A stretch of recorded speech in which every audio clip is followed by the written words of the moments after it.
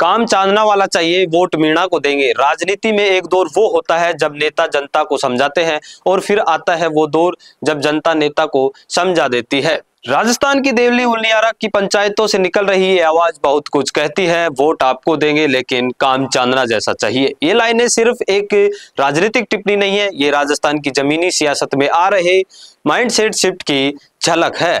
आज के इस वीडियो में हम जानेंगे ये बात किसने और क्यों कही। क्या नरेश मीणा अब सिर्फ जातीय समीकरण के नेता हैं या कोई नई उम्मीद? और क्या अशोक चांदना की कार्यशैली अब एक स्टैंडर्ड बनती जा रही है? चुनाव के दौरान जब नरेश मीणा देवली उनियारा के बूथ मैनेजमेंट कर रहे थे, पंचायतों में घूम रहे थे, जनता से संवाद कर रहे थे, उसी समय वहां की जनता ने असली हेडलाइन खुद बना डाली, आपको वोट तो देंगे लेकिन काम चांदना जैसा चाहिए। अब सवाल ये है कि ये लाइन क्यों बोली गई? असल में अशोक चांदना ने अपने क्षेत्र में ऐसे काम किए हैं जो युवा और ग्रामीण जनमानस के बीच सीधे असर छोड़ते हैं, जैसे कि स्पोर्ट्स स्टेडियम बनवाना, लोकल नौकरियों पर दबाव बनाना, प्रशासन से टकराव लेकर समाधान खोजना। इनका फायदा ये है कि जनता अब हर नेता से उसी स्तर का काम चाहती है। जब एसडीएम अमित चौधरी थप्पड़कांड हुआ तो पूरा सिस्टम हिल गया, नेता चुप थे, लेकिन अशोक चांदना ने आगे आकर ये नहीं कहा कि कौन सही था कौन गलत था, बल्कि उन्होंने संवेदनशीलता दिखाई और प्रशासन, जनता और नेताओं के बीच बैलेंस बनाने की कोशिश की।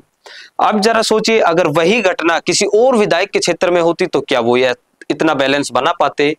यहीं पर चांदना की लीडरशिप स्टाइल नरेश मीणा के सामने एक चैलेंज बनकर खड़ी होती है। अशोक चांदना सिर्फ काम नहीं कर रहे, वो एक पॉलिटिकल टेम्पलेट तैयार कर रहे हैं। युवाओं से सीधा संवाद, एडमिनिस्ट्रेशन से फ्रंट डीलिंग, सड़क से लेकर सदन तक आवाज उठाना।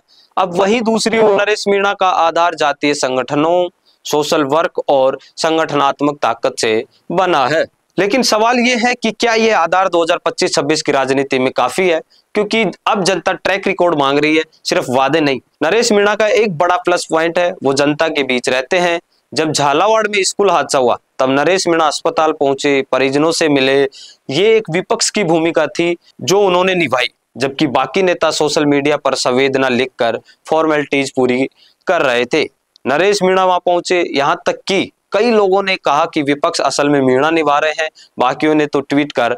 इसी एक्टिविज्म के बावजूद जनता को अब चांदना जैसी डिलीवरी भी चाहिए और यहीं पर कहानी और पेचीदा होती जा रही है। देवली उनियारा जैसी ग्रामीण बेल्ट में अब जनता सिर्फ रिश्ते या जात पात पर वोट नहीं दे रही, वो देख रहे हैं कि कौन नेता उसे टाइम देता है, काम करवाता है और अफसरशाही से टकरा कर भी जनता के काम करवाता है। इसलिए अब वो कहती है मीणा चाहिए लेकिन काम चांदना जैसे। क्या ये राजस्थान की राजनीति में एक नया फॉर्मूला है? तो कुल मिलाकर बात इतनी सी है, जनता अब काम के बदले वोट दे रही है, न कि वादों के बदले। नरेश मीणा जैसे नेता जो मेहनत कर रहे हैं, अगर वो पब्लिक डिलीवरी पर भी फोकस करें तो जनता उन्हें लीडरशिप का नया चेहरा बना सकती है। अब बात आप पर है, क्या नरेश मीणा को चांदना जैसी स्टाइल अपनानी चाहिए? क्या राजस्थान की राजनीति अब केवल जातीय ध्रुवीकरण से आगे बढ़ रही है?